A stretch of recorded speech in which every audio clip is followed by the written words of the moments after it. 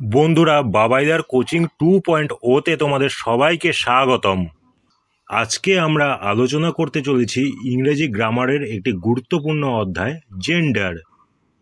তাহলে চলো একবার দেখে নেওয়া যাক ইংরেজি গ্রামার অনুযায়ী জেন্ডার বলতে আমরা কি বুঝি।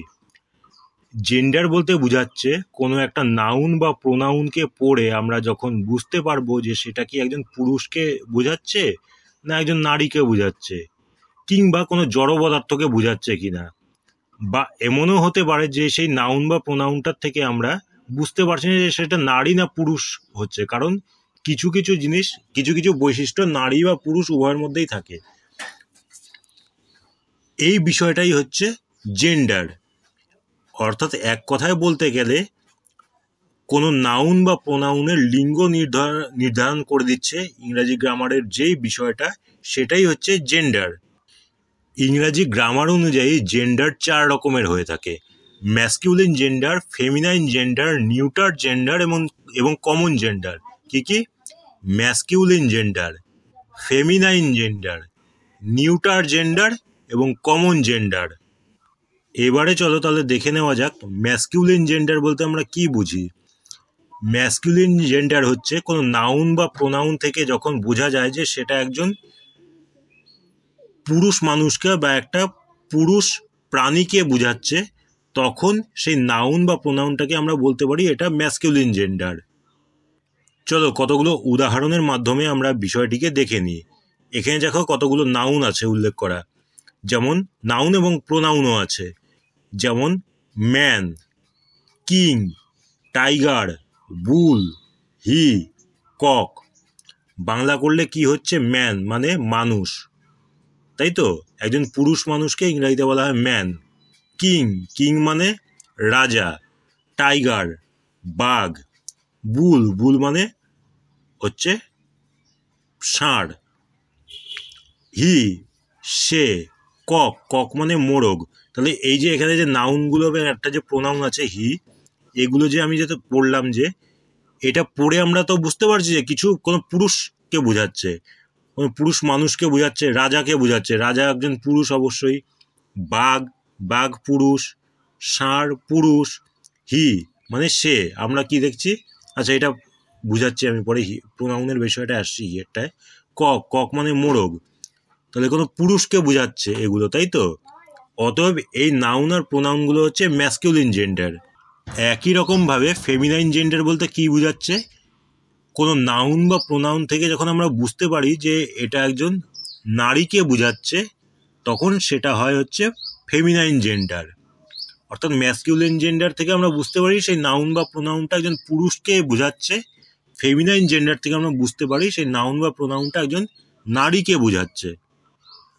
চলো কতগুলো উদাহরণের মাধ্যমে আমরা বিষয়টিকে দেখে নিই। এখানে কি কি আছে উদাহরণে? Woman, man masculine gender.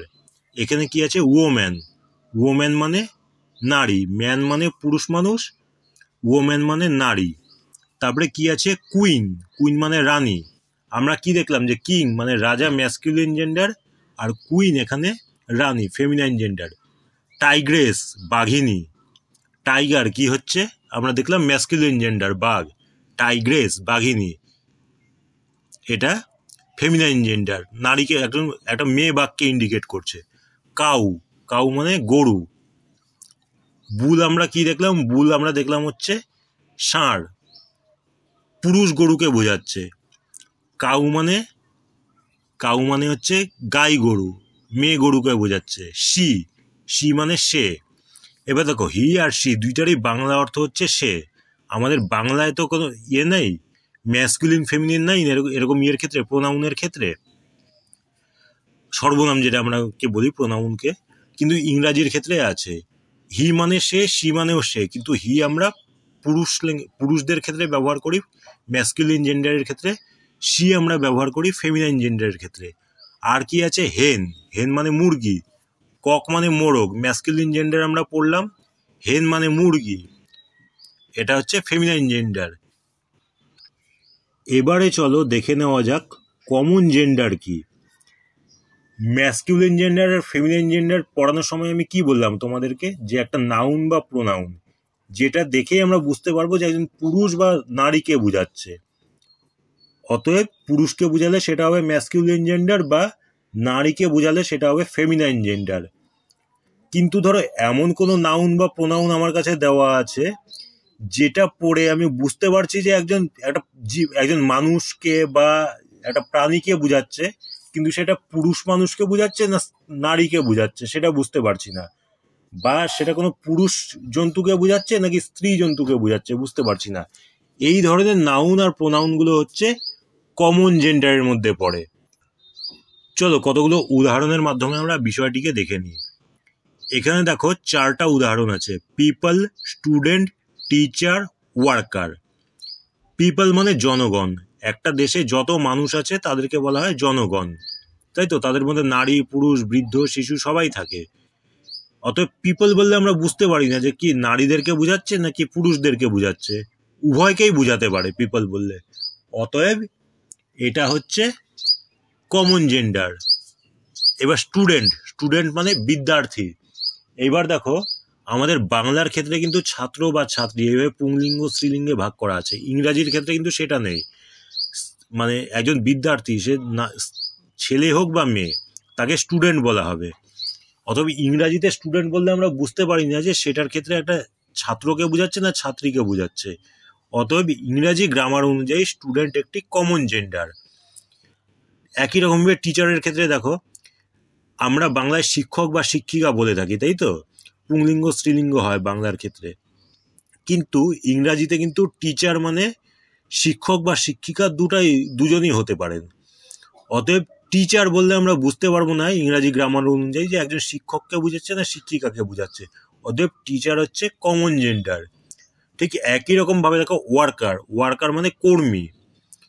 কর্মী একজন পুরুষও হতে পারে, নারীও হতে পারে। ধরো একটা কোনো অফিসে কাজ করছেন একাধিক মানুষ, তাদের মধ্যে কিছু নারীও আছে পুরুষও আছে, তাদেরকে একত্রে বলা হবে ওয়ার্কার। এবার ওয়ার্কার শব্দটা শুনলে কি আমরা বুঝতে পারবো যে সেখানকার নারী যারা কর্মচারী তাদেরকে বোঝাচ্ছে না পুরুষ কর্মচারী যারা তাদেরকে বোঝাচ্ছে? বুঝতে পারবো না। অতএব এই ধরনের নাউন বা প্রোনাউনগুলো হচ্ছে কমন জেন্ডার। এখানে আরেকটা উদাহরণ আমি দেইনি, সেটা হচ্ছে দে। দে হচ্ছে একটা প্রোনাউন। এবার দে মানে হচ্ছে তারা, THEY দে। এবার দে কিন্তু হি আর সি উভয়ের মিশ্রণকে বোঝাচ্ছে, ছেলেরাও থাকতে পারে মেয়েরাও থাকতে পারে। অতএব দে এটা হচ্ছে একটা কমন জেন্ডার, সেটা আমি এখানে অ্যাড করতে ভুলে গেছিলাম, আমি তোমাদেরকে এখানে বলে দিলাম সেটা। এবার চলো দেখে নিই নিউটার জেন্ডার কি। নিউটার জেন্ডার হচ্ছে সেই সমস্ত নাউন বা প্রোনাউনগুলো যেগুলো নারী পুরুষ কোনোটাতেই পড়েনি, জড় পদার্থ, সেগুলো হচ্ছে নিউটার জেন্ডার। চলো কতগুলো উদাহরণের মাধ্যমে আমরা নিউটার জেন্ডার বিষয়টি দেখে নিই। যেমন স্টোন, উড, ওয়াটার, পেপার, এগুলো তো নারী পুরুষ হয় না, জড় পদার্থ, অতএব এগুলো নিউটার জেন্ডার। আচ্ছা, তাহলে আমরা জেন্ডার বিষয়টিকে বুঝতে পারলাম। এবার তোমাদের জন্য এখানে দুটো এক্সারসাইজ দেওয়া আছে, সে দুটো হচ্ছে, প্রথম সেন্টেন্সটা দেখো, people of our country R honest. আমাদের দেশের জনগণ সৎ। এখানে দেখো পিপলের নিচে দাগ দেওয়া আছে, পিপল কোন জেন্ডারের মধ্যে পড়ছে। আর পরের সেন্টেন্সে বলা আছে diamond, diamond is a precious stone. হীরা একটি মূল্যবান রত্ন। এখানে ডায়মন্ডের নিচে দাগ দেওয়া আছে। তোমরা আমাকে নিচে কমেন্ট করে জানাবে যে পিপল এবং ডায়মন্ড কোন জেন্ডারের মধ্যে পড়ছে। ধন্যবাদ।